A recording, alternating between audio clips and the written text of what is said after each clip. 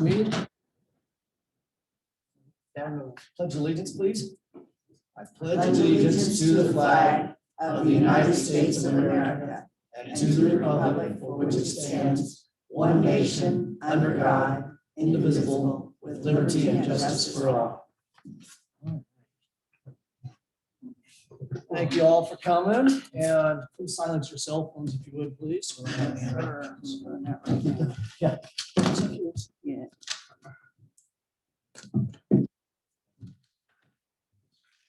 Okay, so we're going to this meeting details have been placed on the agenda for council and staff and public to participate in meeting via teleconference pursuit of the governor's executive order N 2920. There will be limited access to the council chambers.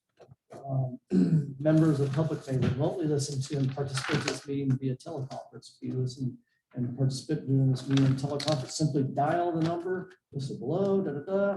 During the call, you may press *9 to raise your hand to ask to speak during the meeting. Speakers will be asked to identify themselves.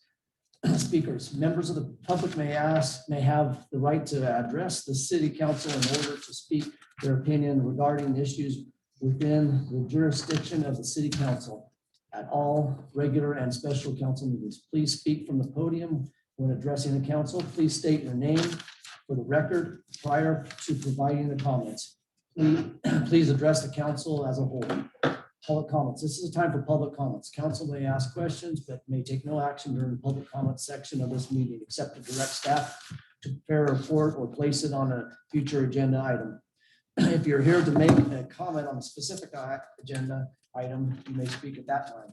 If not, this is the time. Please limit your remarks to 5 minutes. Okay, this is the time for public comments. Is there any public comments? We'll jump right into the meeting. All right, so we're going to start off with here first, just kind of going over what some of the topics were on the last city council meeting for this homelessness site that we're trying to choose. We'll have whichever wants to step up to the plate. I see Chief Lemus is there first, so we'll let him speak on some of the things he found and try to bring up to speed on that, the areas that you were addressed to look at. Chief Lemus, if you would please. Thank you. All right, Mr. Mayor, member of the council, and honorable citizens of Yreka. Before his departure, Mr. Baker had directed Mr. Gilman and myself, Chief Gilman and myself, to kind of do some light work to see if we could find some individuals or some sites that would be applicable for temporary sites, so we could at least get that part taken care of. So I was tasked with talking with 3 different locations. First one was the former Pine Mountain lumber property that has just sold and is now with H&H Northwest Company LLC, and they have some other names that are part of their group. So my contact, which was Mandy Hendrickson, very helpful young lady. She had mentioned before they were not opposed to doing it. She'd have to do some follow-up. And at this time, she hadn't done that. But what she would need from the council would be some of these questions answered. And Bill. Join the meeting. Handout that A, B, and C, and D would be what she would need to know. So starting with A, you need 2 timelines, which is obviously we can probably give a round about time, I think, as far as when we need to have that done. Right away, probably, correct. An exact location of where you want to put the temporary site. She would need to have a contract with the city of Yreka, and would need to include insurance information and indemnification. And lastly, proposed security measures and support functions that the city would provide or put in place, i.e. trash collection, restrooms, those types of things, which I tell you that was already something that had been discussed, but not in super detail. So that's definitely still one of the best possibilities, I think, based on the amount of room they have and her willingness to try to work with her colleagues and through their legal staff to try to get this accomplished. So I will take any comments you have on that, and you can get back to me, and then I can let her know via email or what have you. And so she's aware and then kind of start that process. Cliff Munson at Siskiyou Golden Fairgrounds. And Cliff said he does want to help. He feels, that it's definitely something that needs to be addressed. However, they're already in contract with CAL FIRE for the 2 hand crews that are sitting there. And they occupy pretty much the nice shaded area there. And he would be, out of his, like I said, in legal terms, it would be breach contract to have somebody else in there at the same time. So as far as other locations on the site, I mean, we're getting down where we're almost a month away from the fair, and it'd be pretty tough to move and have to move again. And they have other events that go on there in the horse arena in the area. They have ropings and things of that nature that come and go. So that would be really difficult for that area. So that kind of eliminates number 2. Former Shop Smart grocery store, that property location is supposed to offer for possible down the road, fire station location. Scott Hodson, he's the representative for Pack Trust, stated a temporary location for the homeless would violate a contract with the adjacent business owners. And Councilmember McCoy can speak more intelligently about that than I can, because he did have a business there with Sears. So I'm not sure what all that entails, but he would have the inside information on that particular aspect of why that would be a problem for him. So 1 out of 3 is not great. And number 1 may or may not work, but I feel like that's at least a location where there's some folks who've already been, so it must, location wise, probably the best. Yeah. Nearby for someone who's already in that area, and they were removed from the PPNL site. So that answer any questions you have, or? So getting back to number 3, the former Shop Smart grocery store, I know, Paul, I don't know if did you hear about what he's talking about? He was saying that there was. Yeah, I got off the phone with Scott Hodson today at about 4:30, and Scott said that along with the old Thrifty building, which is Kevin Potter, and the Rite Aid building, he said they have the three buildings have what's called a retail easement agreement, and that retail easement agreement means that anything that he wants to do in that parking lot, he has got to go through the owners and managers of each of the buildings and properties. And he said they could do that, but he said it would be a minimum of 60 days before they had anything back. And I said, well, Scott, it's, we're looking at, we're hoping for 60 days. Yeah. Before, for when we can start, I'm hoping by no later than August 15th, we can start on our urban campground. That would be the, I'm hoping that's the latest. Yeah, me too. I was going back to our old notes on the permanent site, and that was actually, it was August 11th was one of our expected dates for that site from the get-go. I dug through all my old notes and everything else and found that was one of our earlier ones this season that we're talking about doing by August 11th, getting started on that, get it going. So Yeah, I'm kind of hoping it's more like August 1st. Yeah. We'll have to wait and see. yeah, I'll contact Alex in another week or 2. I contact him every 2 weeks and we chat. And it's the state of California right now. We're sitting with the state of California. yeah. So get back to what Chief has presented to us. Yeah, obviously need to get some comments on that. And I know there'll be some public comments on that one too. So dates and timelines, I mean, obviously we can present them, H&H. That would be easy. Exact location would be an easy thing for them to show them where that's going to be too, and what was presented and what we're thinking about that. I guess the need of identification. I'll spit it out. Thank you. Indemnification. Would something we could probably come up with too. I think non-assistance. Yeah. And then like going back to that, proposed security measures and all that stuff, which I'm sure we could do that. Obviously, that's pretty easy to come up with too. On the I guess the best news in that, Mr. Mayor, wasn't enough. Yeah, For sure. and I mean, that's just something, obviously, to definitely take in consideration. But there again, we might be looking at time constraints on something like that again. So by the time all this rolls around, it might be relevant again. So I'm not sure, until we get some more feedback from them, if we can come up with this stuff in a timely manner, then fine. But other than if we can't come up with this in a timely manner to suit them, then we're probably not looking at a suitable time for that anyway. So.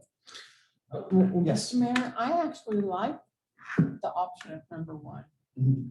Yeah, no, I'd like to, no, I mean, like to pursue you it. didn't sound very hopeful.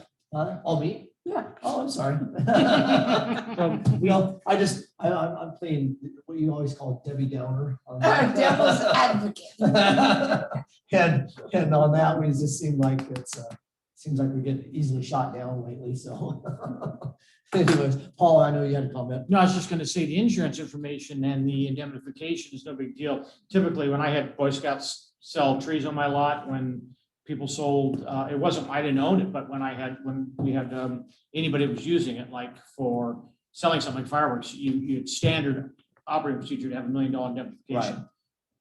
Otherwise naming, otherwise naming the corporation that owns that as, as the indemnified. So that's not an issue. I mean, there would have to be cleaning up, there would have to be fencing. Those are the two largest things. Fencing at that location? Yes, you have to, you can't, Some type of template. you have to have some privacy for the homeless, yes. Oh, You We have to cannot, Probably set up Yeah. some temporary fencing or something like that, at least. you have to set temporary fencing. Yeah, at least to identify And the Kenny, zone that they boundaries. would be apt to. but fencing so that it could be reused at the permanent Yeah, location? it's all it is, no, it's No. just temporary fencing. You can rent that any place. Oh, you can rent it? Yeah. Okay. Kenny King, we had it at the credit union. Yeah. We Okay. had the temporary fence to keep people from stealing things. Yeah, it's common in construction sites. You always see it Yeah. a million times. So that's Yeah. common. Kenny King does it here in town. You didn't hear that, so. So I think that is definitely an option. And I know, like I said, there's gonna be, we'll have some comments on that. And what I'd like to do, just for members of the audience, I'd like to go through some of this first, and then I'd like the audience to come up and speak.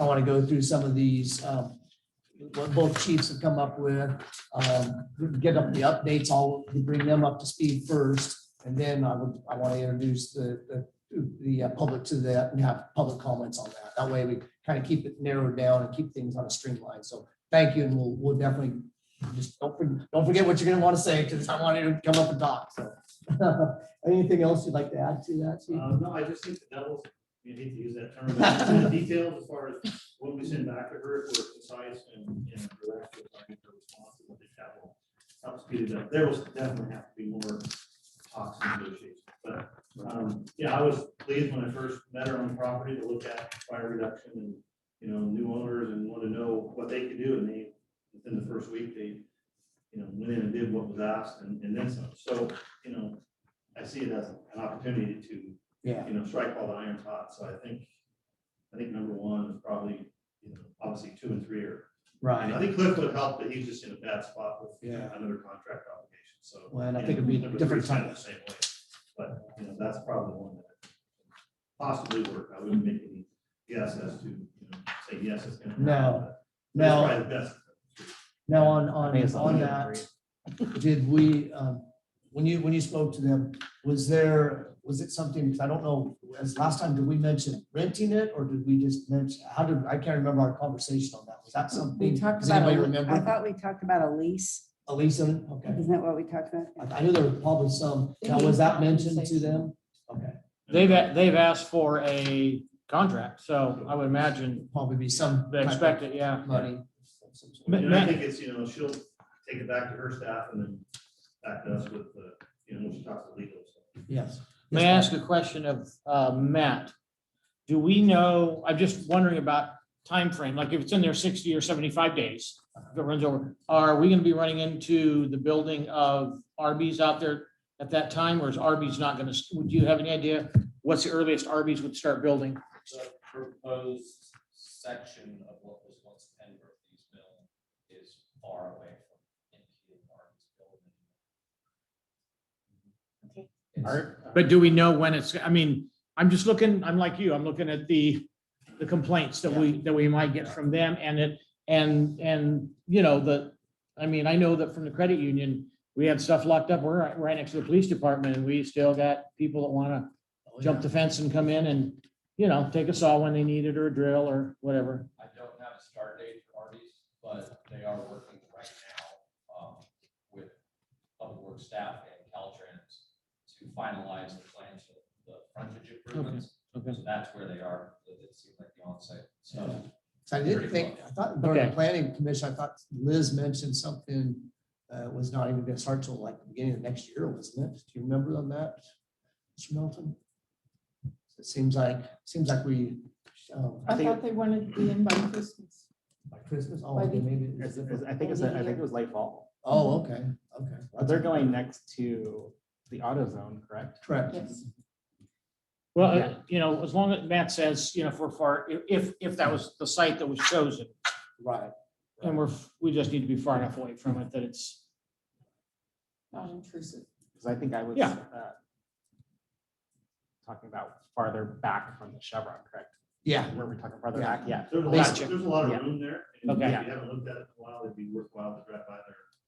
You know, get out and look and see, it's probably 300 yards behind where that proposed Yeah. RV would be. It's quite a way. Yeah. I could be off a little bit, but it's, I think, and the folks that are camped there near there, they're meandering down that way. yeah. The camps, yeah, might have some well, concentration. yeah, but then you've got people too that try and camp up on the private land above it. Last time I walked it, there's a trail that comes in. I went up from Dave Simmons' old house, I think, and I kind of walked it that way. And I mean, and it's been a while, but they, you know, I mean, they don't just stay below, they go up on, they're trying to get up on that private property. I think Mhm, yes. you own some of it. Exactly. They own a big chunk. Maybe all of it. Yeah, because, yeah, anyway. It'd be nice to get them down below Well, the we fire have- line. Sure. Yeah, we'd have to keep them in that flat area is what the proposed area. And I think we discussed last time too, that there would be no vehicles allowed in that, if I recall correctly. That would just be a campsite only and no vehicles allowed, other than obviously YPD to be able to Yeah. cruise that whole area. No pickups driving up there like I've seen. Yeah, that one pickup unfortunately, but he likes to cruise all over the place, yeah. If you can ever catch him. Anything, we have any more questions for Chief? We will just.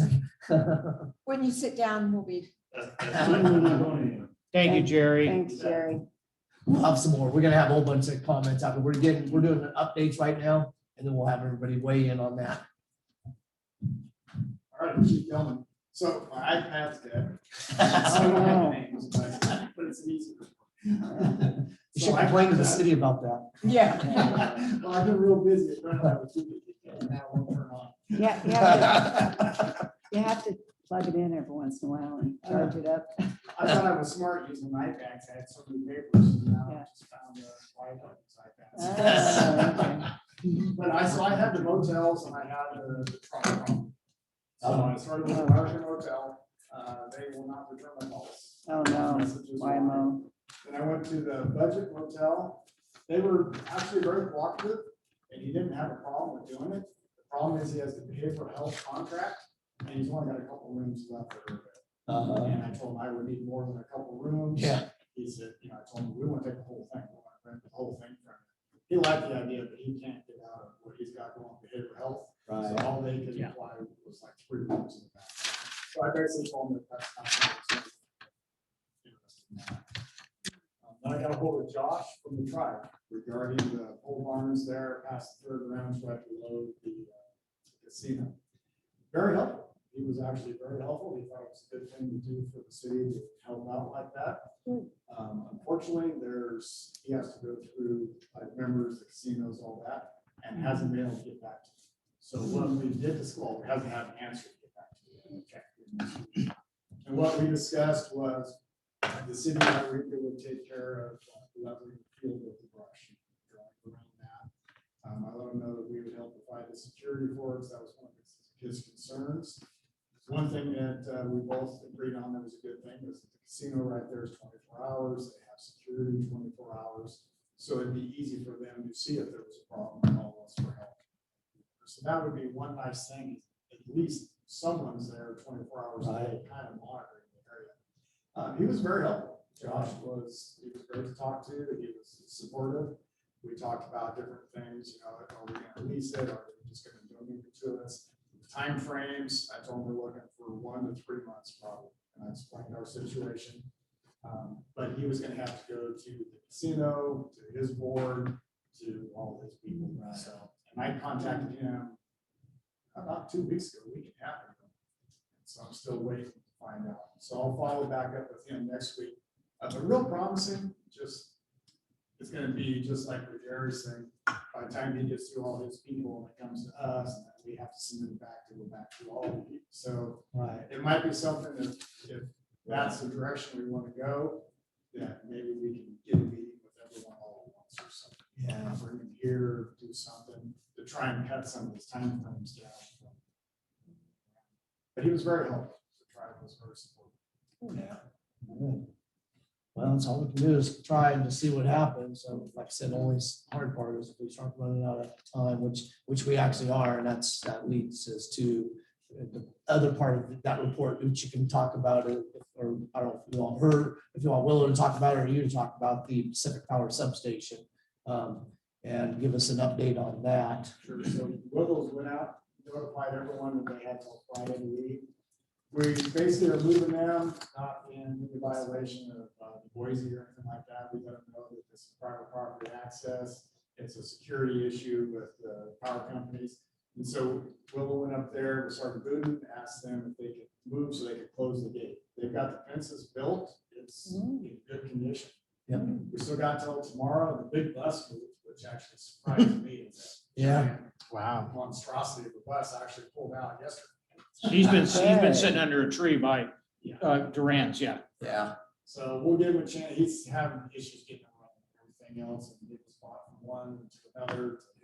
So we'll give it some time. Otherwise, it's on the street now. If we have to. We'll tell them. Yeah. But the ones in the back, we won't know until tomorrow if we have anything to add. But the ones in the back, we're still waiting for them to go. Well, we're still waiting for them to go, but I can tell you that the 2 motorized ones do not run. Oh. So I believe those ones will be towed. I don't, one of them was actually towed in there, so I know. Wow.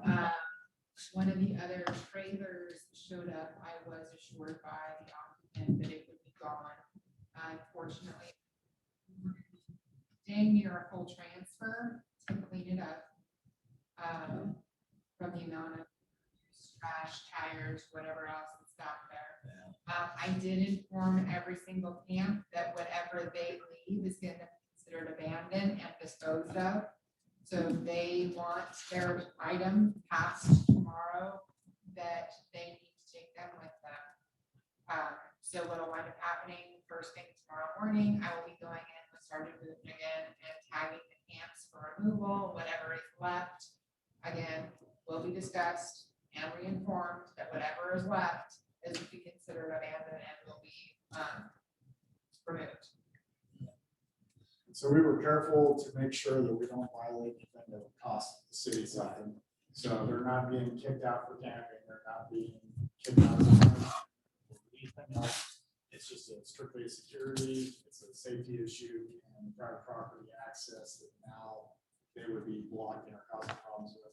So we're kind of limited on how far we can push them, but we're also not sending them COS or anything. We're just telling them to just move out. Yeah. That's probably the best thing at this point, because hopefully this is the reason why we were trying to find it. Sam, So we didn't get to this point. join the meeting. Is PPNL going to be posting it, no camping? Because I can see that people are still gonna walk in there and camp, even when it's locked. Right. And it's not our property, so it's not our responsibility to patrol it, it's theirs. And it is for me, it's a hazard because we've got a substation there. So for one of the things that I do for tons of private property owners in town, there's a trespass authorization form that PPNL can fill out with us, which actually does allow us to patrol it and keep people off and keep them from trespassing. And if they refuse to leave, then they can actually be arrested for trespassing. So there are multiple ways for us to help PPNL keep that space clear and vacant of transients. And so that's just one of the avenues that we can utilize to ensure that, you know, the safety for the substation is maintained.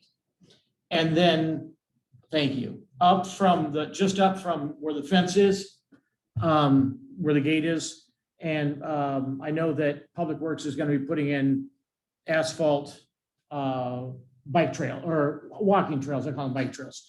My concern, I guess we'll deal with when it happens, is like the pickup, not him specifically, but somebody in that pickup, they can, I mean, I could four-wheel down into there and, you know, so, I mean, that'll have to be something that we watch. We can only control their private, we can only, you know, enforce the trespass and they cut through their property. If they're Well, coming down or something. Yeah, if they're coming down onto Oak Tree Circle there. But that's our same issue, you know? So, do you think that PPNL will post some signs? I have zero problem getting from Mark Robinson in that regard.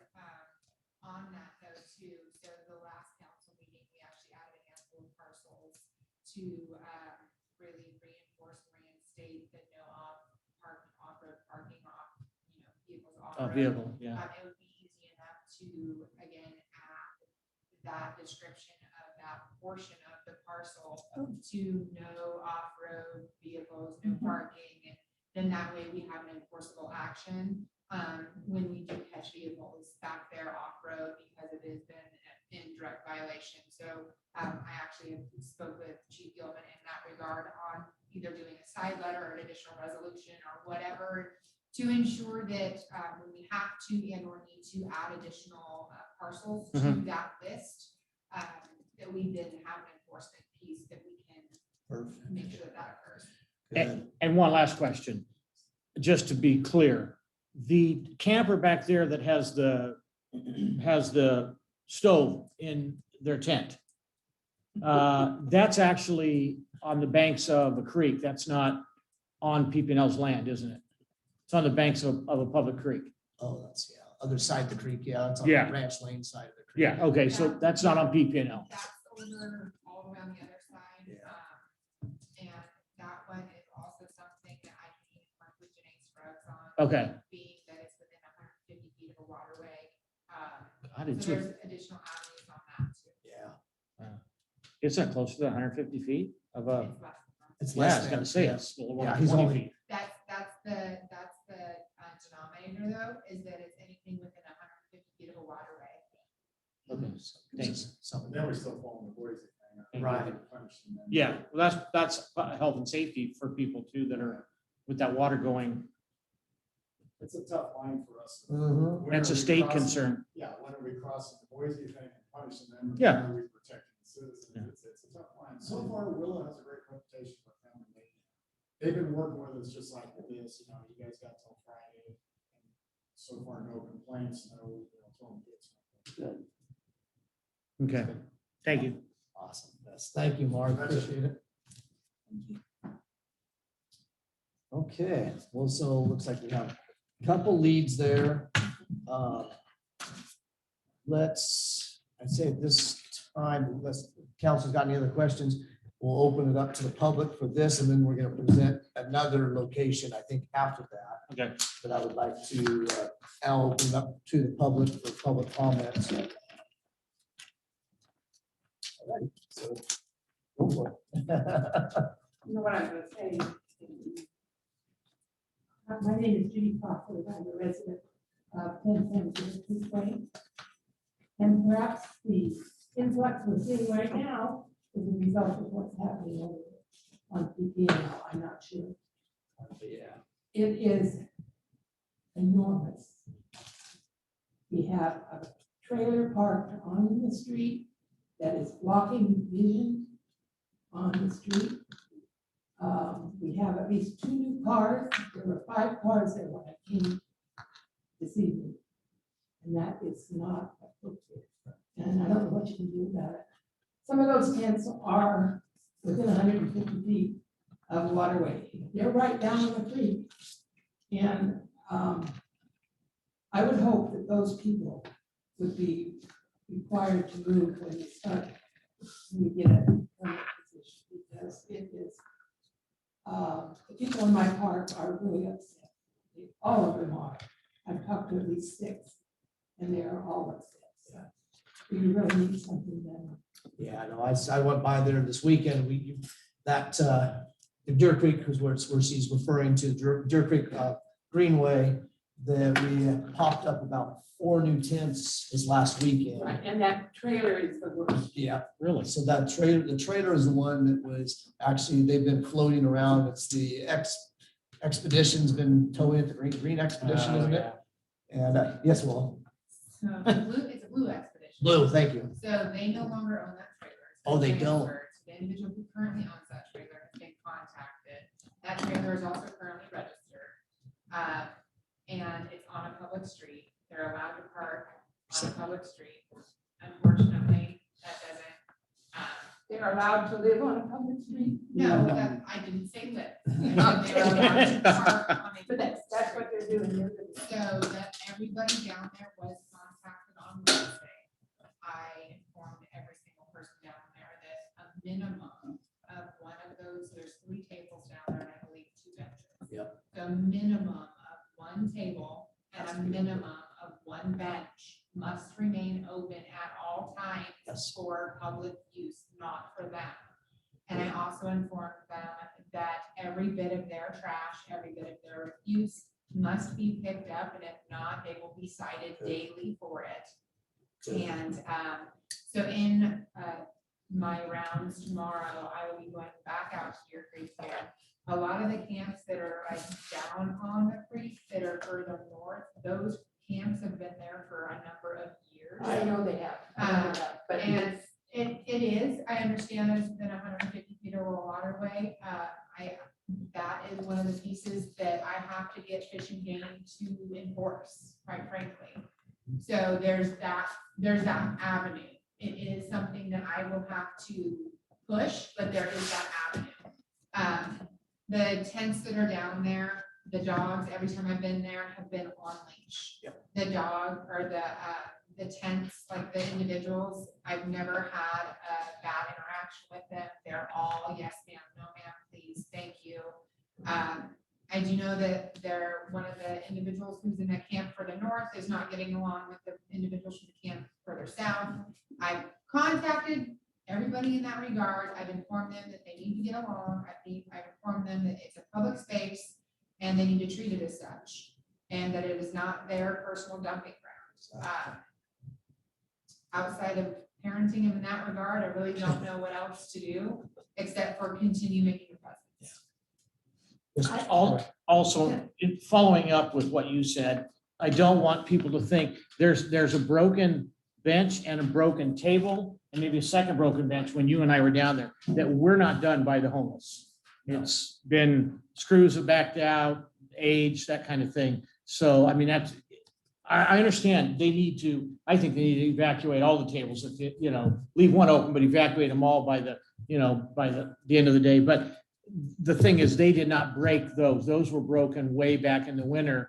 I've been down there several times. I think you and I went once. And so, because that's when I called you on that one camp where nobody's living, but you said people are coming and going. Yeah, it's Well, because one of the homeless women, honestly, had a great sense of humor. And she said to me, well, this tent is ours. And then about 50 foot down, there's another one. And I go, why do you need 2 tents? She goes, well, one's our winter home and one's our summer home. And I'm going, okay. She was nice, and she actually. She actually set area. us on to other areas and said this, that's probably the blonde.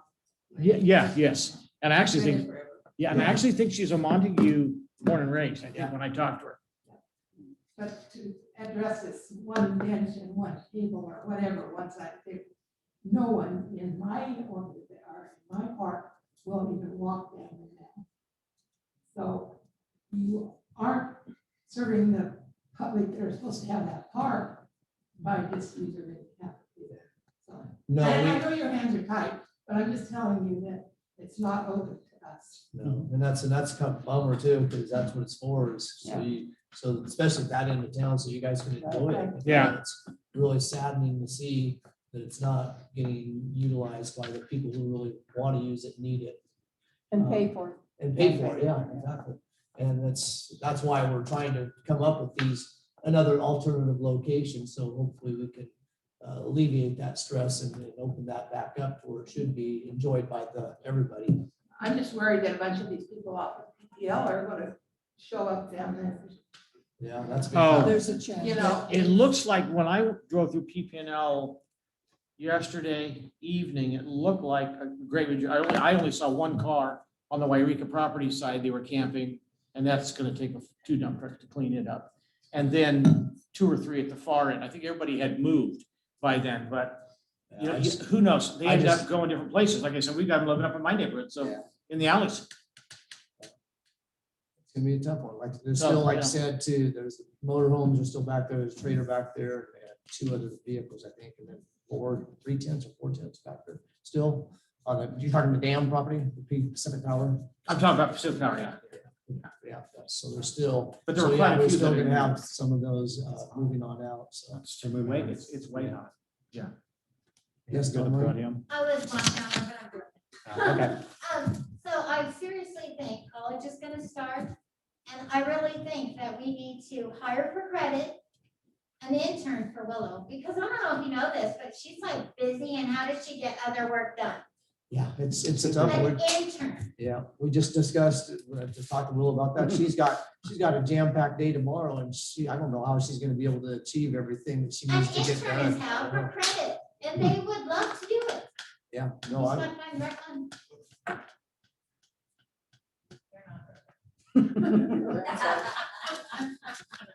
What was it? I'm sorry, Lorenzo. I was writing down that. I wrote it down. Well, along that line, I mentioned this before, we need a homeless liaison. Mhm. A social worker, not the homeless coordinator as Steve Baker was talking about. We don't need another executive.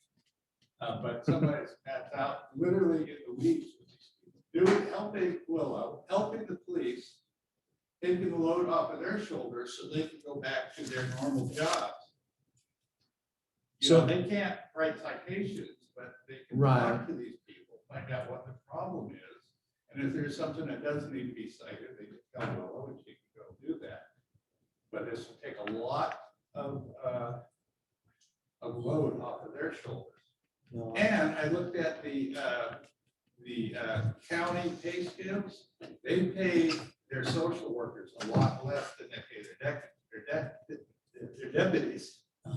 So, yeah, it would be, you could free up, who knows how many hours for police and code enforcement for somebody that actually works cheaper. right.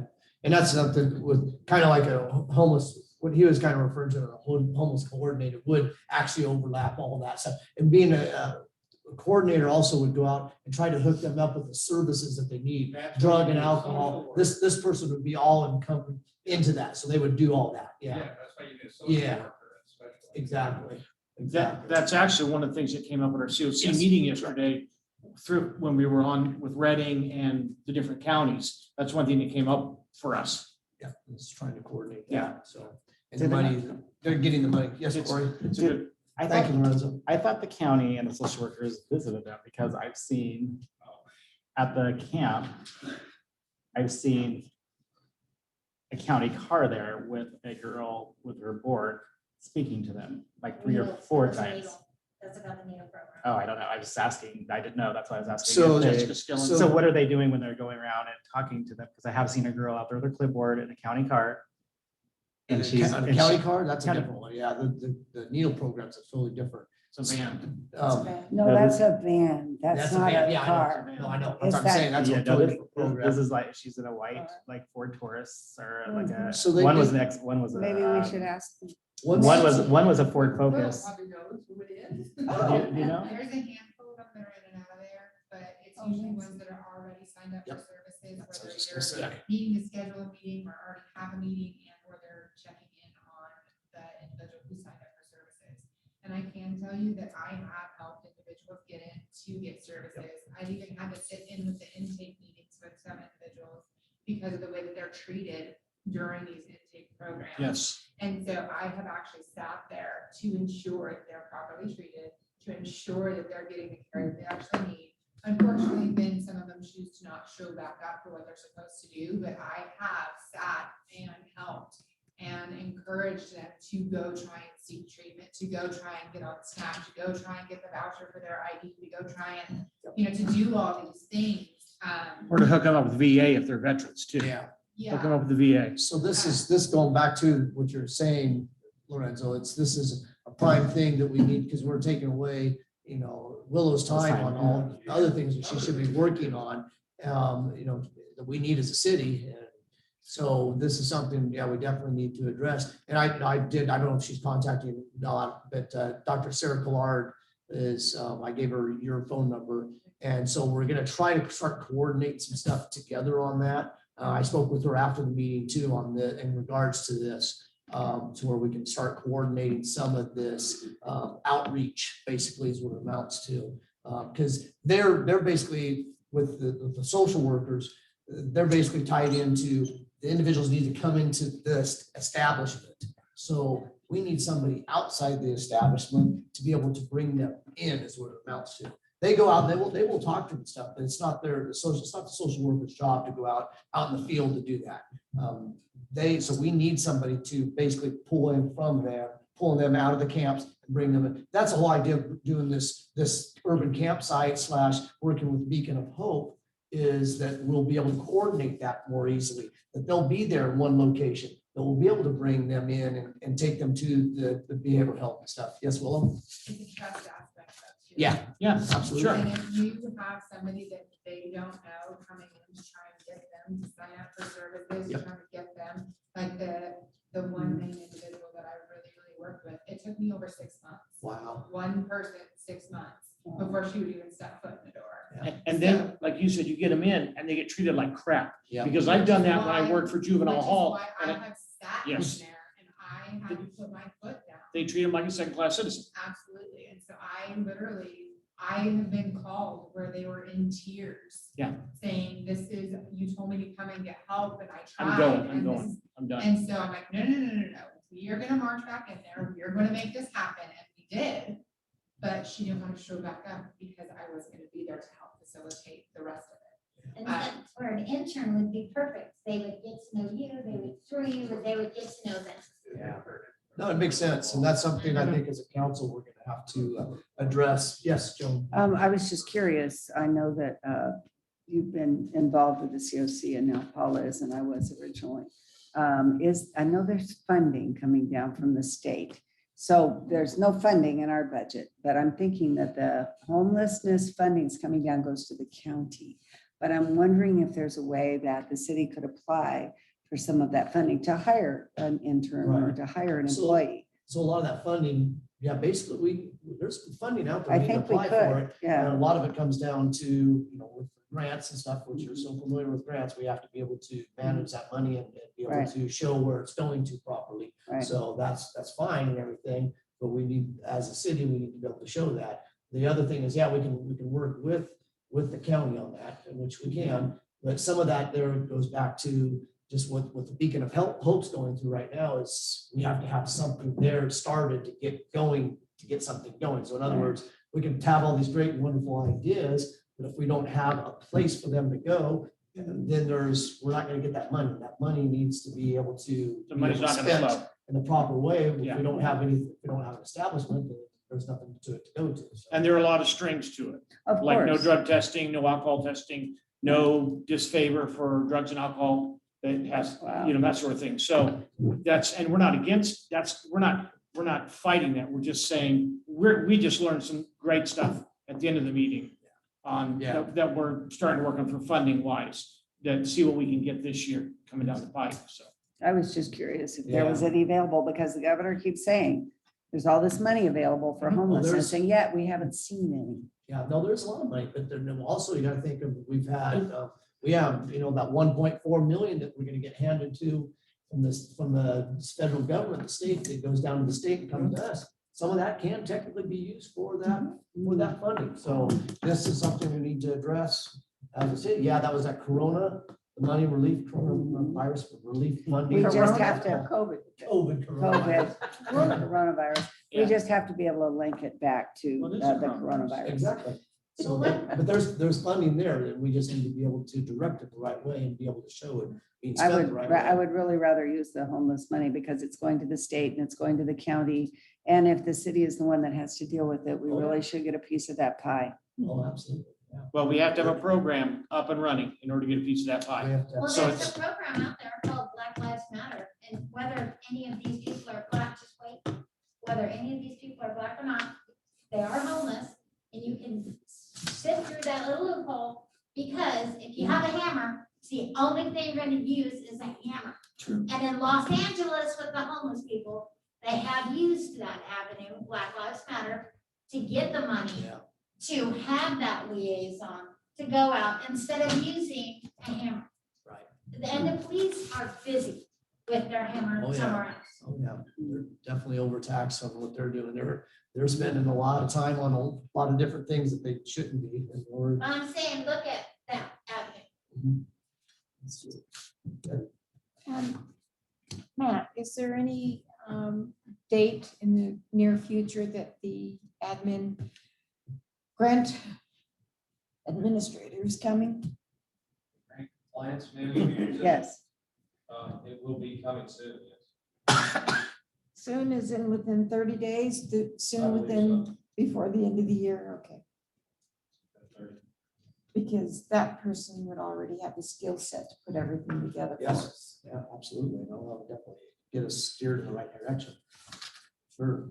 That stuff is something we need to jump onto right away if we can, for sure. Okay. Let's see. Was there anything the council wants to add to this? No, because we're gonna go with that other, Parson. after. Well, I'm yes, just curious After, what this is. Yeah, public that's comment which we're gonna- again. Is there more, I know there's gotta be some more public comments, so you guys wanna jump in there? Go for it. Come on. Go ahead, Wayne. I'm Wayne Hammer. My wife and I are the adjacent property owners to where the encampments are now. Our property runs all along the H&H line behind COS and also that city property there now. And first, I'd like to say thank you, Willow and the chief. We really appreciate the fire line. We appreciate all you guys doing everything you can, monitoring that. But we're still a little nervous, obviously. There's a lot of fuel up there in our property. And we are actually working with George Jennings in trying to grant and come up and do some cleanup on that property. As you can see from the last fires, it's still scarred up there, way out there. It's probably never gonna come back. But of course, our biggest worry is our house. One of the last fires got really close to our house. And so I guess I have a question for the chief, fire chief. On the H&H property, where are they talking about? Which piece of that for this camp? It would be in that, where the candidate now off campus, it would be just down onto the former Pine Mountain, there's a flat there, where we over park, and it would be directly behind, I guess, behind the Behind the Chevron. Chevron, kind of in the oaks. Correct. So it's That's basically, what we discussed. yeah, so it's basically in the flats and in the open. So even if we did end up using that area, we'd end up having to put some type of canopies or something there for shelter, for shade and stuff, because there's no trees, there's Well, no. obviously, that's a better solution for us than where they are right now. Yeah, We put up no trespassing signs all the time, and Yep. they usually get torn down, and the police are really good in the middle of coming up and making sure people aren't standing there, but they still come up there, and we see them every once in a while, we let them know it's private property, and most of them say this is God's property. Oh. That might be true, but God doesn't own this deed in Siskiyou County, I can prove that. But basically, I just kind of want to know where you were talking about and what kind of the timeframe is for this. Which question, I guess. which, yeah, that's the thing. At this point, we're really up in the air. As far as I know, I sent as him time the- frame wise and stuff too, so. Because we don't know where the paperwork's gonna go on this one, how long it's gonna take. If it ends up taking a long period of time, then that's probably not even gonna be an option at that point in time. Because hopefully we'll be able to get our property over by the Beacon of Hope. And Get it up. what's the timeframe on that? Do we have an idea on when that might be? The property, the timeline for That- the. Beacon of Hope. Don, no, it's not the Beacon of Hope property, it's the city It's property. next to Oh, it. it is. And what would happen on that Sorry about that. I didn't mean to interrupt you, Don, but I didn't, what I'm we're, sorry. no, it's okay. Our Alex is at the DRT, we're waiting for the DRTC phase. What's it called? Right, did you see the email today? Yeah, no, I didn't. Cindy, From her? he received an update. Oh, from good. Cindy from, On the EPA, he's gonna talk about, what we're waiting for them is we've done the EPA study. They've drilled wells twice there and taken soil samples. So now we're waiting to see how much soil we have to take out. Because they did find some lead in the soil. They think the lead probably is from a gas station that was where the freeway is now.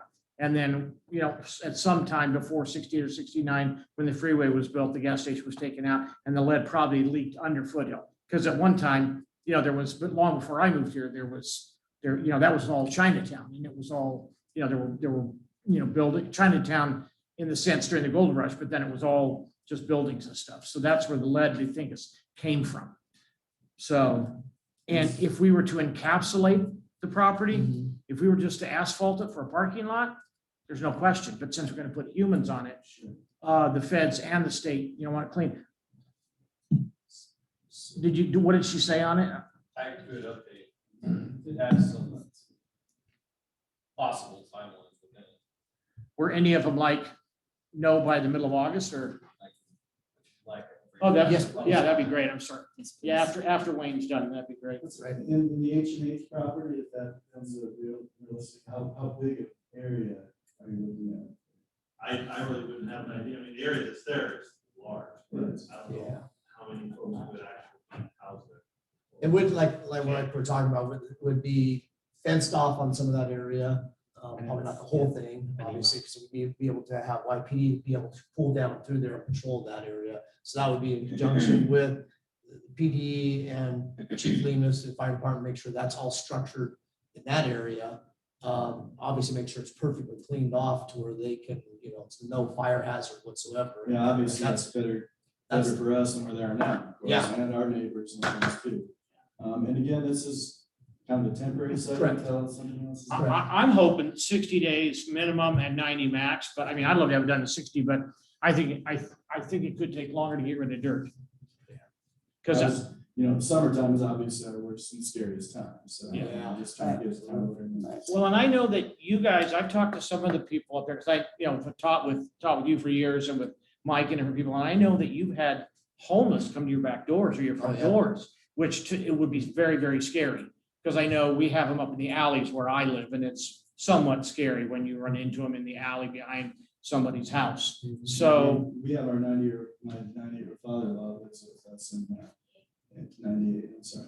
And we neither of us were home, and somebody who obviously had some chemical issues came up and couldn't speak, but was just literally gonna come and take water from our house. I mean, I need water, and he couldn't even explain that. Another couple guys came up and asked if they'd stay in our camper and if they could cook in our kitchen. Which, and our house isn't like right on the road either. We're at the end of a road, it's up a way. So it's not like you just wander up to it. That's a little scary. I guess these gentlemen were very polite.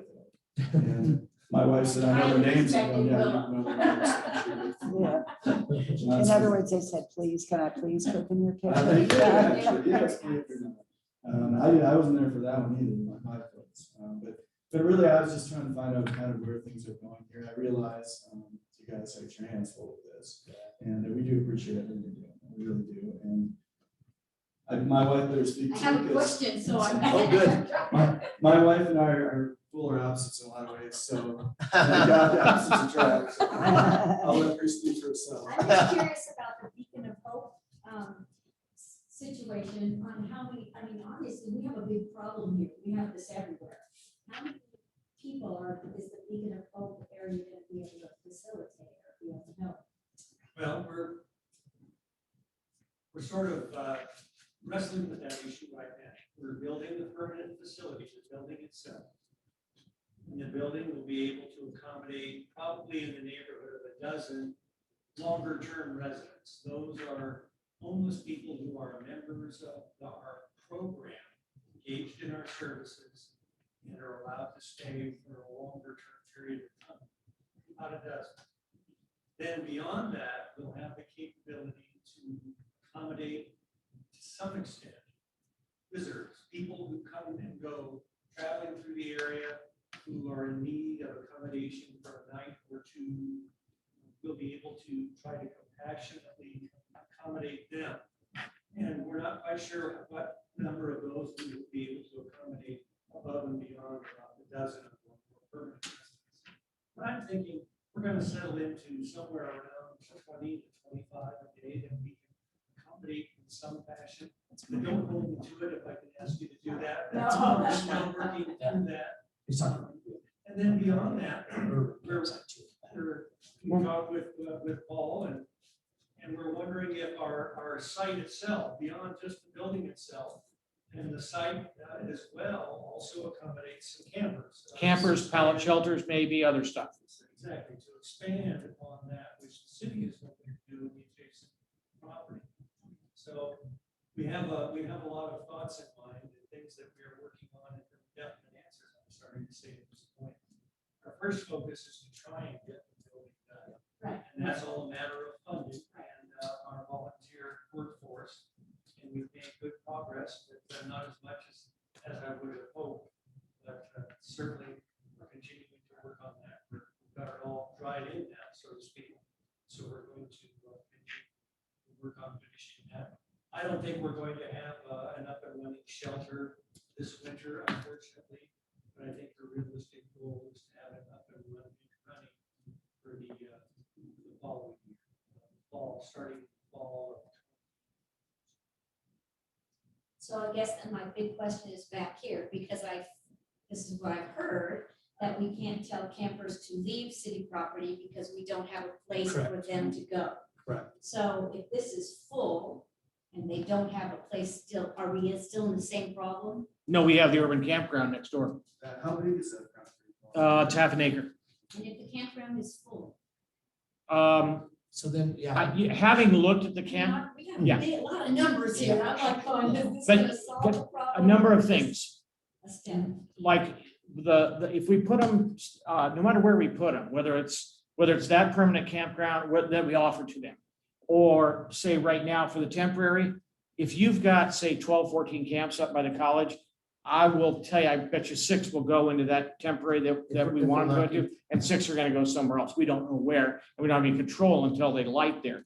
I would say, looking at Rogue Retreat up in Medford, I think we can get between 20 and 30 campers in there and still have room for a dog run at the back, so that people have dogs, they can take them back there to poo, because we also can't, we can't take dogs away from homeless, because we can't usurp their rights there. So, I mean, I'm just speaking off the cuff, 20 to 30. It could, I don't think it's going to be any less than 20. It could be slightly more than 30. It depends on how we lay it out. I know Wayne and I are going to go out to look at some trees. Wayne, I'm thinking of Wayne. I'm sorry, Wayne. Yeah, you can come out. Dwayne and I are going to go out this weekend, look at some trees. We've cut some, there are more to be cut, more limbs to be cut. And at the same time, look at we've started to work on a plot plan. A plot map, for it. But then we'll have to, we had it all surveyed, and then the railroad then went along and I put in steel stakes, and they drove over them and broke out, or bent them over and then got them. So we'll have to, because we're gonna have to do some fencing. But like one thing we're already planning with Beacon of Hope, with Dawn, is putting gates in certain areas where Beacon of Hope and can go back and forth. So, long-term, it might be nice to have Beacon of Hope, to take, and I'm talking long-term, I'm not talking in a year or two, so don't freak out, Dawn. It might be nice for Beacon of Hope to have both of them. And we'd love to have, we're gonna get the homeless involved in some of the minor cleanup. And we would love to have homeless involved in managing, being for pay, managing the area. So, that's all I can tell you right now, as far as when we get in there and we get the fence. It starts out wide and then it gets narrower in the back. That's okay, because in the back is probably where trash, bathrooms, dog runs and stuff will go. But that's what we're hoping to do. Now, in answer to your question, we're going to offer it to them. And at that point in time, we'll say, you can't stay here in the park. We do have a place where you can go. So, you know, So it gives them a place to go. And just like you're saying, stating that a high percentage of them probably won't go to those, because a lot of those individuals like to be by themselves. But by offering a place, and as long as there's at least one place for them to stay, then as far as our parks and our greenways and all that stuff, we can then say, I'm sorry, you must move from this location because we have a place for you to go. But you have to, because of the Boise decision, you have to have a place for them to go. And that may just mean one camping spot for them to go, but that's all it takes too. And so those individuals that could be a problem or a nuisance for other things can now at this point gives us the chance to be able to go, okay, you must move along. And what happens after that, we don't know, but we are going to offer them a place, but at least having one place for them to go, it helps us as a city be legal and move forward in a positive way. So, yes, Paul. I want another shameless plug because Dawn is here. For people that are listening or people that are here, Beacon of Hope is private and they need another $175,000. Any donation that you give them is tax deductible and they'll take anything, 5, 10, 20, 100, 1,000, 2,500, 5,000. They'll take whatever you can give them. P.O. Box 557. You're embarrassing me because I don't know. I believe it's P.O. Box 557 or drop it off or drop it with Michelle O'Gorman. She's a board member also at Resource Center. And I've been working with Don now for almost a year. And I tell you, it's a great pleasure to have him kind of at the helm of stuff. He's out there every day with us. And he kind of is our guide, and he's a board member. He's our guiding force. And he really guides the board, and they've got a good board. Yes. Yes, Don, please. Absolutely. Really quick, little Johnson. I Thank mean, you. we really Thank do you. appreciate you guys making this priority. Just for us, where they're at right now makes us nervous. Even Yeah. getting down the H&H property. Oh, yeah. No, it's one of those things. Well, we It's need to all get- of us we need to get nervous Mike right. because of the fires that transpired. It's scary.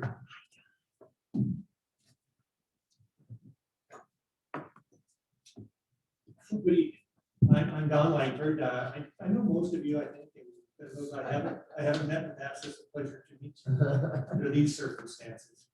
I'm happy to be here on behalf of the Beacon of Hope and sit in and just listen to what's being said. And I appreciate all the concern and all the effort and energy that's going into addressing this incredibly difficult, multifaceted problem. A couple of comments. First of all, I've dealt with Willow in a number of capacities, living out there on the north end of town, on the edge of the city limits. And I can tell you, as a citizen of Yreka, a member of the community, I am always impressed with the quality of the staff that the city has. You really have wonderful people. None more wonderful than this young woman. That's for sure. Capable. Listen, those homeless people, they say yes, ma'am, and no, ma'am. Incredibly dedicated, incredibly capable. If we could clone her, it would be wonderful. So all the comments, whether we call it an intern, assistant, whatever we want to call it, if we get her more help, I think the city would be very, very well served. But Will had a comment, and I take her at her word based on my doings. Totally at her word. I'm disturbed to hear that when we try through her to engage the homeless with services at the county level, that the homeless are not well received in all cases at the county level. That's frankly not acceptable. As a former county employee myself, former county supervisor, that's just not acceptable. And we have one sitting behind you. We hire county people and county staff to deal with just these kinds of situations.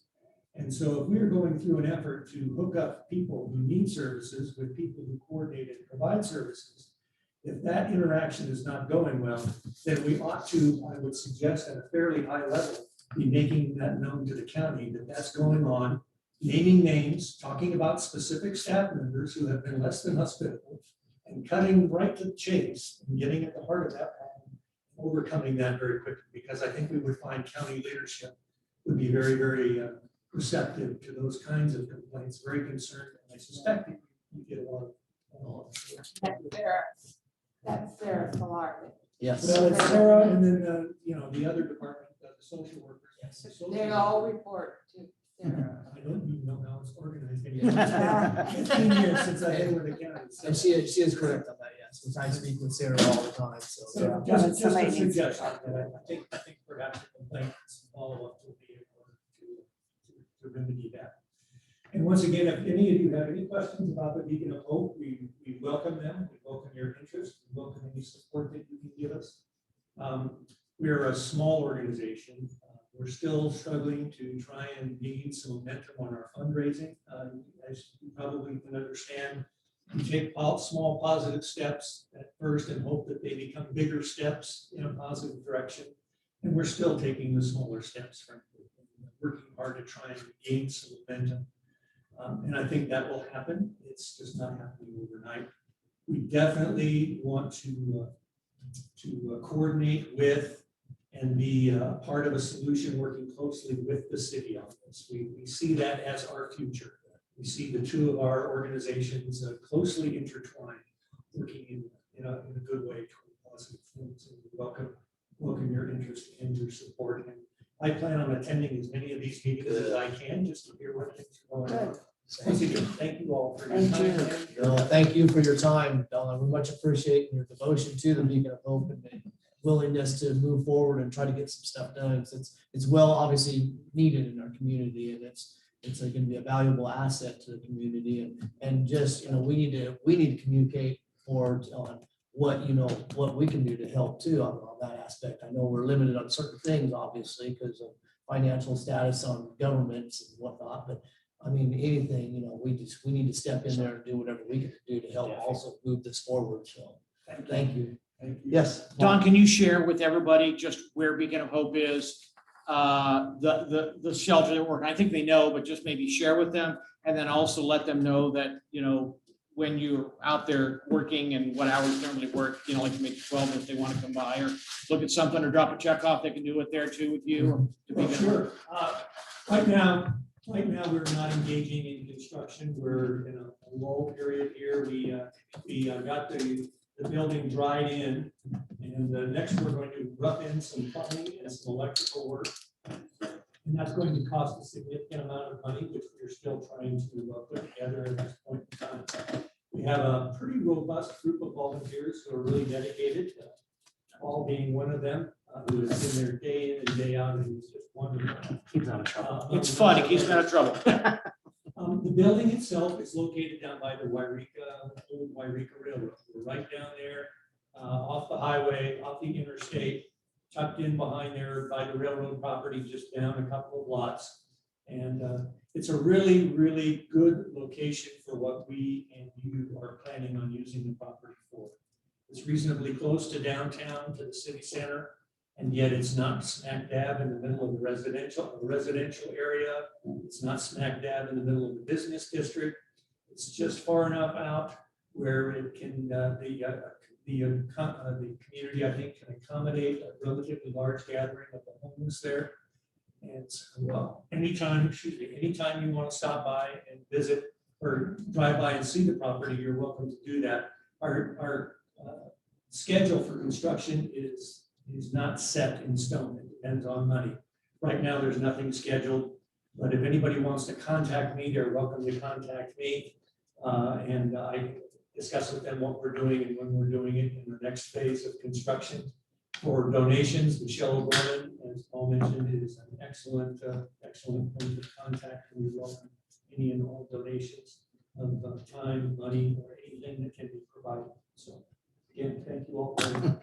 You had a local citizen donate the entire new HVAC system. Oh, wow, that's great. So, yeah, so I mean, that was very generous of this local citizen. We have some wonderful members in the community who are very, very supportive. Yes, Corey. Making a difference. Is there, and maybe he knows the Thank you, Don.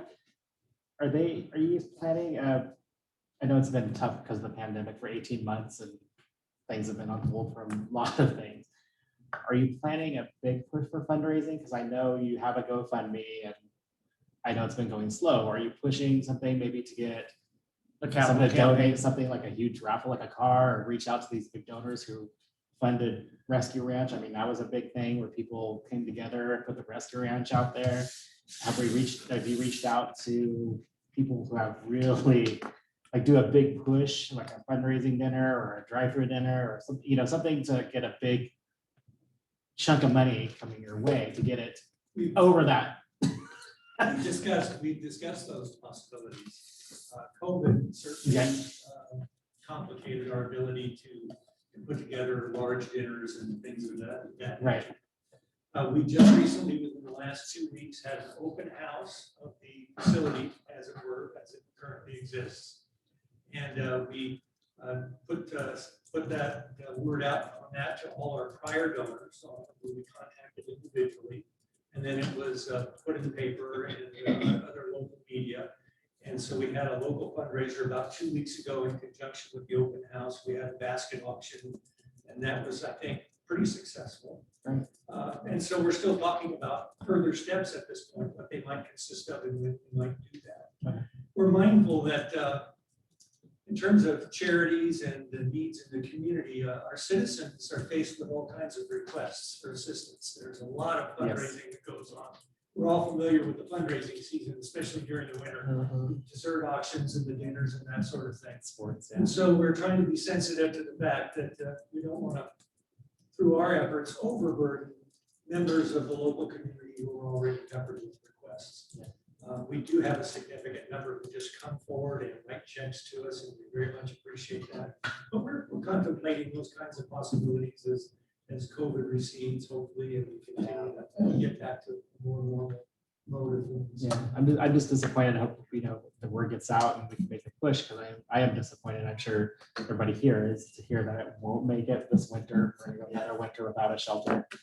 And so it is disappointing to hear that it won't be till 2022. So Maybe. Well, we will have a, Debbie Downer. Gosh, we will it's gonna have a- happen. We'll make it happen. We will have a 90 program. Our goal is to have a 90 program. In other words, He's been we working have on it. always, Right. for the last 6 or 7 years, we have traditionally had a winter nightly program where we take in the homeless, starting in November until the end of March. We take them in at about 6 o'clock in the evening at some location, even if it's just a rotation of the local churches here in the area. And we feed them a meal and let them stay overnight. And then we have them leave no later than about 7 o'clock in the morning. So we do that, and we're struggling to figure out how we're going to do that this winter and what that's going to look like, because we don't have our facility. Once the facility is up and running, we're looking at a 24/7, 7 days a week, Right. you know, year-round, 52 weeks a year program. And that's certainly our larger goal. And as Paul mentioned, part of our goal would be to have that managed by on-site, day-to-day, 24/7 manager who is compensated for their services. So that's the longer-term goal. And still, we're hoping this winter to have at least warming shelters out, a place for them to have a meal. Get out of the cold and rain. Might I add, Don, that if they want to, people can also, if they want to send $10 a month or $20 a month in a check, they can do that too, right? I talked to Michelle, I never thought of that. She goes, oh yeah, we got people send $25 a month, $20 a month, $10 a month, you know, so again, shameless plug, if anybody's listening or out and, you know. So, Don't forget the county fair is coming up. Yeah. Because, I will say at the Father's Day car show, we were amazed how generous people were just putting donations in the bucket coming in, and it is amazing what that can do, just coming to people and saying, hey, don't forget us. thanks, Cindy. Yeah. All right. Thank you, Don. Appreciate it. Thanks, Don. Okay, so we'll move on to this point. I know a lot of these other sites we've been talking about are kind of at a stall spot. So we can get some more information back to us and to the council. One new post-market site that I just passed out. It's not up on the screen, so we'll have to try to walk the members of the audience through this. So at the end of Mill Street Road, or whatever you want, Mill Road, I guess it's called, which is on the east side of the freeway. It's actually the corner of Mill Street and East Greenhorn Road. There's a chunk of property there that we have, and it's right now it's being leased out. This is also another spot that we could explore a little bit more. And the issue, there again, the issue with this is time sensitive issue on that one too, because this chunk of property means it is leased out to an individual that rents out the shop. We have to give them at least 30-day notice on that situation. So this, we're just, like I said, we're throwing out another option it's actually free of trees and stuff, except along the back side of it is obviously borders some trees and whatnot. So there again, if we ended up moving individuals to this location, it would require probably some type of canopies or whatnot to keep them out of the heat and keep them in the shaded areas. So Fencing too. and yeah, temporary fencing or something too, to keep them out of the greenway, excuse me, out of Yreka Creek there. So in conjunction with that, I know there's probably some questions on that and comments, so I want to hear from the council on what their thoughts and concerns are. Do you want to go first? Go ahead. Okay, I actually am opposed to this site for multiple reasons. Number one, this gentleman has rented this parcel for like a decade. And I think he, as a courtesy, would appreciate a little longer notice before he had to move. I also would like to protect our waterways a little better than what we have been doing. I think we've really fallen down on that. Not our fault, just the circumstances we're under. And number three, Yreka Park has gone through a lot, and they're sitting on a tinder box with all the dry stuff behind them. And I really think that is just as vulnerable as any other part of the. Well, it's problem is we got the so- same issue all up and down the creek. That's why I don't We think it have should it be just by as the bad creeks. behind my house. It's like 10 times worse behind my house. Right, So because of the blackberry bushes and stuff all up and down the creek there. But you would fence that, so that's not, That's you would fence that. And then you have homeless living. So directly in front of that's Cross Petroleum. To the north is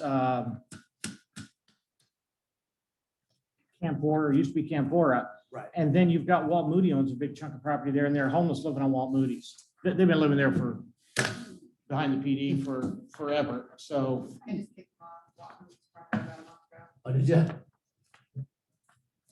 I've seen him coming out of a couple of his vehicles in the last week or two. Then they were actively working on moving out because I contacted Walt Moody. He specifically told me he wants every single one of them gone, every single one of those camps were tagged. And I told Walt to actually lock his Connex boxes and ensure that anything that could be accessed was secure. His old Forest Service trucks and everything. I walked the entirety of the property, all the vehicles, checked every single one of them. All the Connex boxes, all the vehicles, the school buses, the culverts, the broken down barn, like, Yeah. I literally walked the whole property. Okay, thank you. But I mean, I like it because it doesn't have a lot of trees on it. It's so you don't have a huge fire danger on it.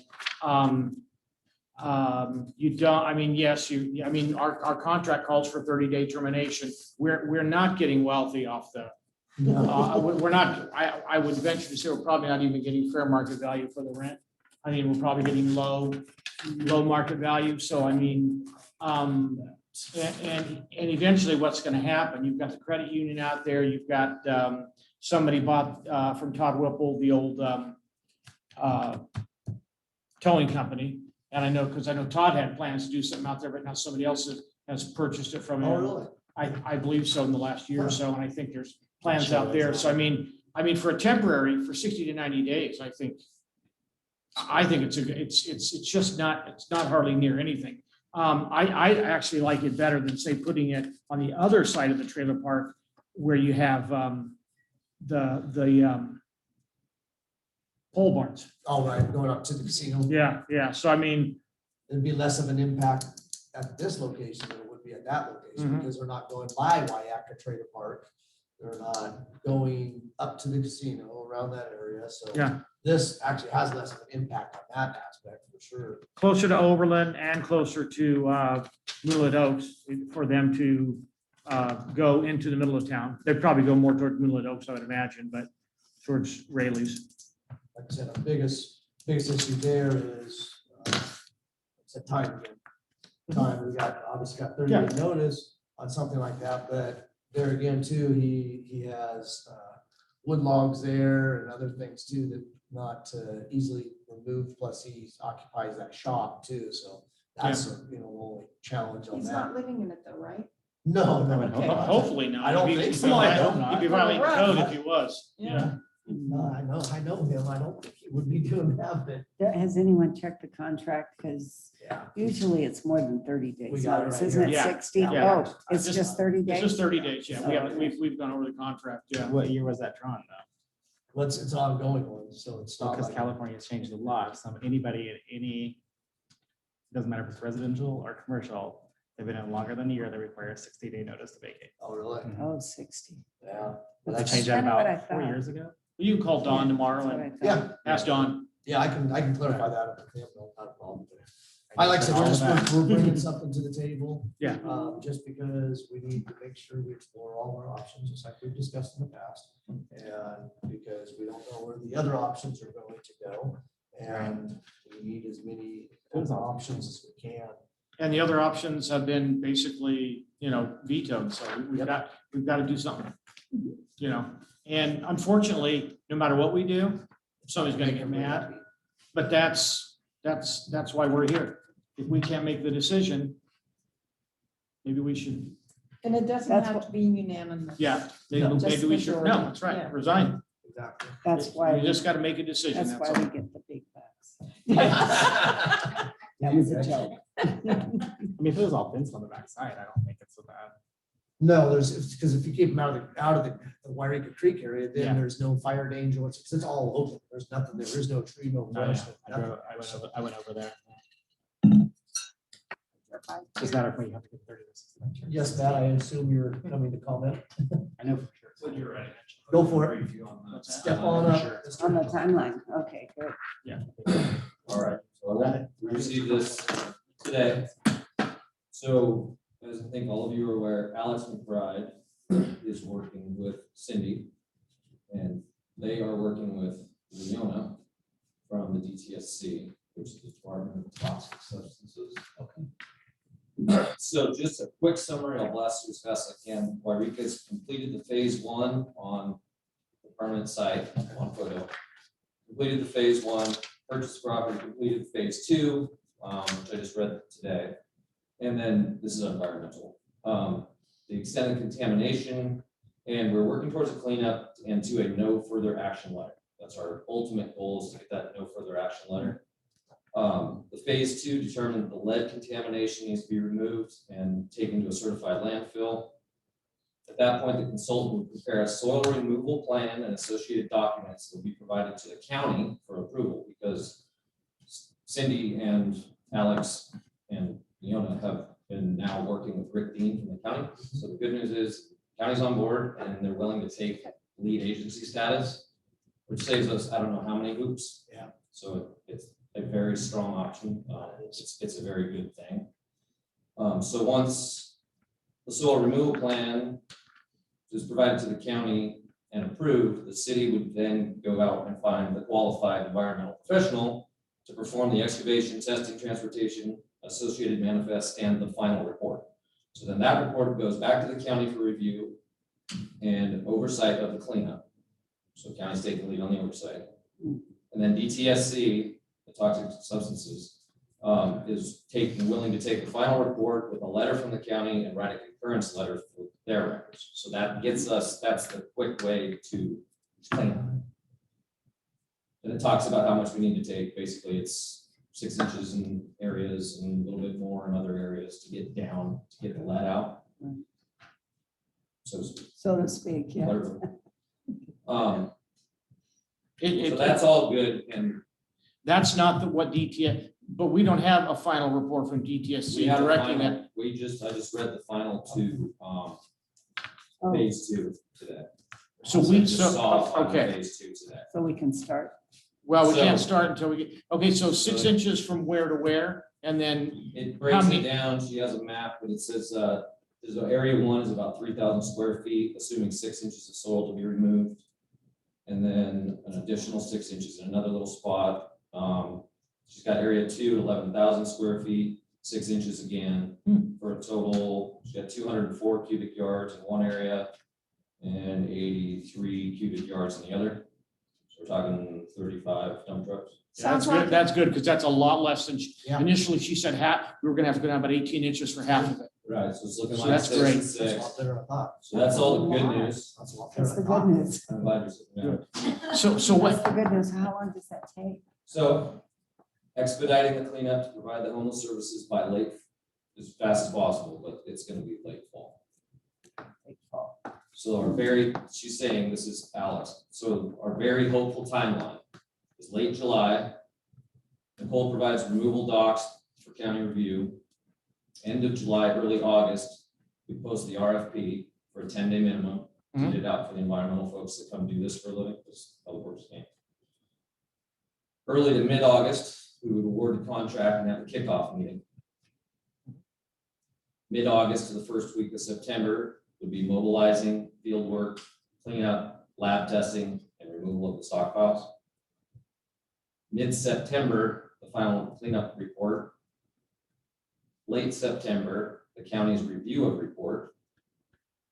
And then DTSC has a 30-day review after the county. So that puts us a clean bill of health, best case scenario. Clean bill of health, end of October, early. so Or between, the foothills. between the time that we award the bid, you said there's a 2 week before we start cleanup, is that the idea? You said August 11th, and then we have two, Right, we post the RFP, and then award the contract, there's a kickoff meeting, and there's some paperwork, obviously, that happens in there, because it's contract. yeah, but it's 2 weeks after we award the contract, it's 2 weeks before. Is that 2 weeks built into in case they're busy, or 2 weeks, just that we have to wait 2 weeks after we award the contract? Because it takes 2 weeks to get that much paperwork done? It can take more, this is an expedited. Yeah. Expedited. Okay. Because the other thing you're gonna run into right now with fire season from the companies I've talked to is that they're booked, man. They're booked solid. Right. They're booked through December, a lot of them, so. I'm hopeful that because this isn't construction Mhm. per se, and it's not a huge job, that there would be a licensed company that could jump on this and grab it, because it's really, you know, if it were just, we needed to take 6 inches of dirt off a city lot, I would have sent Ben out. Yeah. 2 weeks ago, and we would have done it in half a day. Yeah. But it's not because of testing, you know, so it's not that that's big of a job. All the work in this project is paper and time waiting, so. Yeah, and then we gotta bring clean fill back in, Right. which is, depending on when it happens, there's clean fill sitting up for quite a long time up at the hospital. And there's quite a bit sitting at Yreka Transfer that, where we would only have to pay probably trucking. We wouldn't have to pay for the fill so much because they want to get rid of it. So on that, that's, you got that email you sent today? Yeah. Would you send that out to the rest of We the will. council, so we Send have it that? out first thing That would tomorrow. be good. yeah. Yes. Right, it has a lot of information in it, I just, that's, Yeah. so that's that, and, you know, clean bill of health, end of October, early November, that's the important part. that we need to- Yeah, that's. the That's important really part. changing a lot of what we're Yep. talking about. Yep. Yeah, well, it also means we have to have other things Yeah. parked and ready to go in there. Yeah. We have to be ready to Yeah, we have to mobilize be turnkey ready. like that. So then, I guess, aside from this, I had, just from earlier comments, I contacted a local-ish rental company.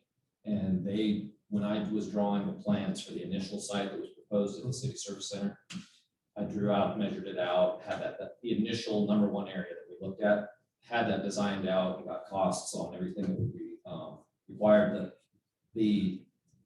If, at the time, I was thinking permanent site, right? Right. We're gonna build it with fence, so the big expensive option was $25,000 was my rough cut estimate on that, for putting in actual fencing in the ground concrete. Right. So I called up the rental company and they said it'd be about $4,000 for those panels, which are the construction panels that you see around Yeah. larger construction sites. They just have them up around the courthouse building. Just on the tripod. Just a temporary So- fencing. So I just want to throw those numbers out, because we were talking earlier a little bit No, about perfect. fencing possibly on the old Penrith H&H now, Right. or wherever we go. So that site that we How many initially. linear footage is that? I don't have it in front of me, because that was our first go, trying to figure out how to make that work. Right. But it was that initial area in the Okay. trees at the yard, that side. So that area, side. Was Was it it probably about half an acre? It's just under Probably half about an the same acre. Size as the foothill property. Okay.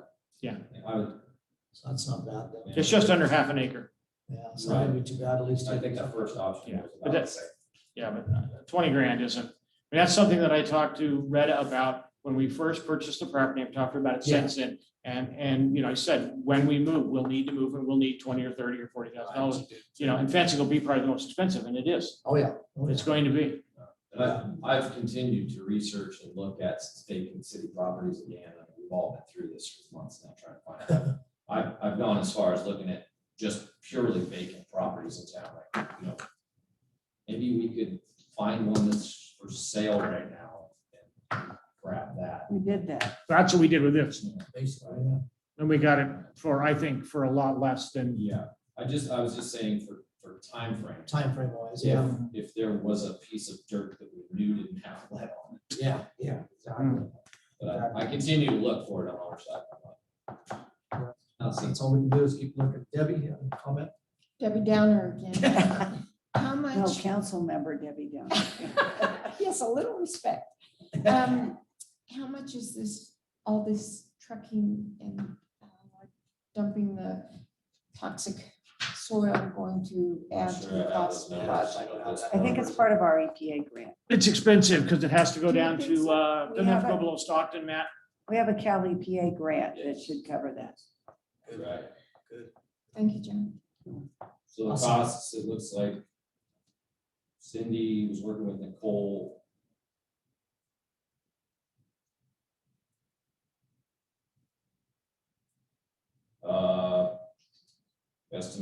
Estimated costs. Using prevailing wage rates, about $120 a ton to get it out of there, so $46,800 all over. Not as bad as I thought. I'm pretty sure it's covered by the grant.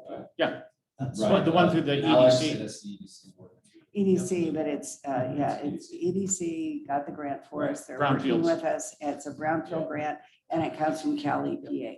perfect. All right, perfect. So as long as we can get a shovel ready. It's just to- time. Yeah, it's time, like you said, exactly. Are any other questions? No, but if you could keep us in the loop on that, like Yeah. monthly, Like I said, that he would just be got that great. today, so yeah. Oh, definitely. yeah, we'll do it more Yeah. like that, just say we can start. And who's handling it at the county, Nicole, who? Cindy, who is it? Oh, Sandy. County, I saw it was the emails today. Nicole is Geocon, Geocon, right. it's Ricky that Alex is talking. Rick Dean. So Alex is working with Rick. With Rick who? Rick Dean. You remember Rick? He used to be on our fire department. Yes, Don Marie. Yeah, I was gonna say, once the fair's over, maybe we should contact Cliff Yeah. and go back to that option, because let's not forget, Right. Paradise burned in November. Exactly. And if we're not gonna be able to get on that site till November or December. Right. No, that's a good Till point. it's completely set up, the fair is the best place.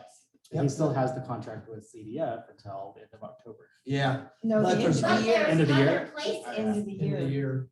And Yeah, there's- there's other the places rodeo where- grounds, Yeah, but he the can't have- rodeo He can't have the conflict with that contract with CDF. Oh, they rented out the whole fairgrounds. Well, Till- two of the main till the buildings. and end they of the can't year. have Building, another- That's And why there's- Going in with the CDF. But there is other places like Don Yeah. Rose stated, Yeah. the arena, up the upper arena there, there's that. Over, So- yeah. It's huge. Not the fairground, yeah, not like Yeah, five or and six. that others, upper arena's. But the totally arena over there, detached. yeah, Yeah. yeah, but he can't put them over there. He has to No, put 'em- exactly. Yes, So that's, that completely is, About the- covered. about It's the big completely away What? from the inside. Cowboys. Escotarians, yeah. so no, that's good. Thank you. Luckily, That's they that's can't something hear we you. definitely What's that? gonna have to address. Yeah. And there's some barns back there too. Yeah. Question. Yeah. There's barns. Yeah. The arena is huge. Yeah. I mean, It is huge. big. It's covered. If we're After going the- into winter, and we don't have a place, hello? Well, the barns are covered too, but yeah, there's some options out there. All righty, well, great. Anybody, council has any more comments? At this point, we're just going to have to move into the next meeting. So the next discussion we need to have is, when do we want to have the next meeting? I know we've had a schedule, but now because of the fires this last week, we kind of interrupted our schedule. Unfortunately, but a lot of different levels, but So it's every 22nd other week, 22nd would be the next, would we're be, supposed to be the, yeah, that would be the next Every other day we week. meet. right? So, I mean, no, actually it would have been the 15th. No, every other no, I week. got it marked. There would have been the 8th and the 22nd. 22nd. Yep. Because I have a marked through. I have it. Through August. So Yeah, I have it I'd like to down. keep that and meet on the 22nd. I have it down too in my calendar for the 22nd. Is that good with the council? 22nd? Wait a second, this is that fine, was don't worry. one of the tentative dates for the tourist We'll workshop.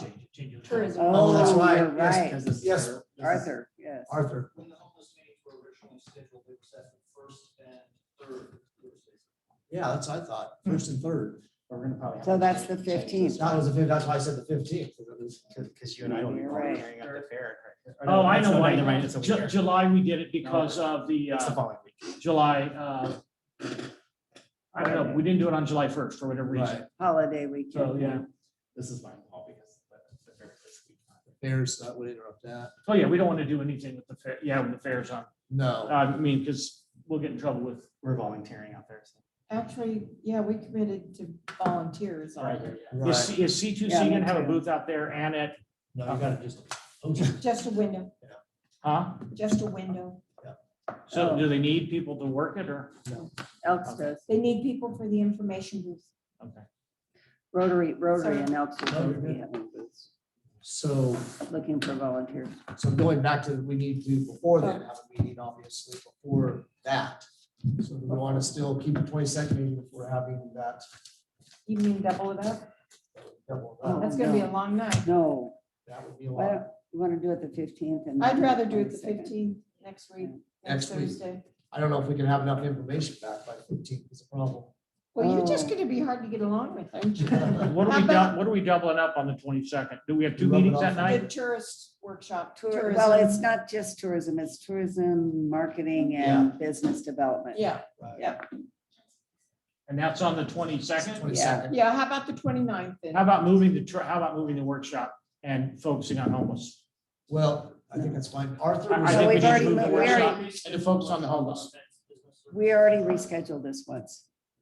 Yeah. We rescheduled this once, this 22nd. So Oh. I would say just pick another date, either the 15th or the 29th. Oh, for the homeless, is that what you're saying? Or I the mean, 27th? Are we double? Wait, The 20 no, I can't do the it the 29th, I would- 22nd. I'd say the Or 29th or would we be can, fine. or we postpone it again. You know, we can postpone it again, we can double up, we can change it. 29th would work, and that might give enough time to get some answers back on some of these other properties that we're looking at too. That's. So I'm not concerned if we do it next week, that we won't have enough, any answers, positive answers or negative answers. No, whatever no, you no, wanna we'll say. do it. Oh, I That's when can't I do say the go to the 29th. 22nd then. Oh, I have an issue with the 29th, so I would go to the 22nd and postpone the tourism meeting. till the 20. I tend to agree. I'd rather just reschedule the tourism and do the homeless, because this is too much of a hot topic. We're Yeah. so far behind on it right now that it's. That's fine. And that we got good information from Matt. Yeah, So, I that's mean, def- good information is better than none. I mean, Oh, no, it's good. that- Yeah. Yeah, so it's information that Yeah. we know what some type of timeline. That's better than nothing. it also gives us a chance to work on getting our ducks in a row Yes. for that camp. Yeah, Right. yeah. To know that this is when we have to hard and fast be ready. And like Paul was saying too, this weekend, we're gonna go out and I'm gonna do a plot layout, and we're gonna bring back to the council some ideas of location on our permanent spot on how to structure that and stuff, and what we. Yeah. And just see what you guys think about it. Are we Bring gonna that go back. out and work on the site? We might do a little bit of cleanup maybe over there. It's gonna be 106. Yeah, let us know. Yeah, it'll Maybe be 106 early, or 8. it'll be Not this early in the weekend. morning. This weekend. Really? Yeah. So anyways, okay, so we're back to the 22nd. Did you get that, Arthur? Yeah, the homeless meeting will be rescheduled to the 22nd. Do you have a A date date for the for the- tourism workshop? So tourism workshop, we need to decide on that. We wanna, put it in the middle of August then? August. I can't be here. No, it'd have to be towards like the What- 18th. What about the 18th? 18th, 18th. I have a conflict on the 18th, but not on the 19th 19th. Of August. of August. yeah. 19th is homeless. We So have homeless. we'd be doubling up. How about the 5th? Of August. August. 5th, we have homeless. Okay, How about the 25th, Deb? And we probably should. I'm just- good with the we should just- 25th. We should just leave it double up on the 22nd. 25th is a What about the Wednesday. 25th? That's a Wed- that's Mr. a- Mayor. That's a Wednesday. Hey, Mhm. how about the 10th? Tuesday, the 10th. Not Right good for before the me. I have fair? something already. Yeah, I can do that. Paul camp. Oh, You guys can do it with, I mean, 11th. What about the 11th? So the 5th and the Oh, that's the 19th is fair. another homeless meetings? Is that correct? 5th and 19th is scheduled, our normal schedule, fifth. yeah. what about the 25th? I'm good on the 25th. Yeah. Okay, 25th it is. August 25th. So that's at 6:30, 6 o'clock, 6:30? Yes. And that's the tourism, marketing Yes. and business development. Correct. I think we got it. So we are the 22nd for the homeless.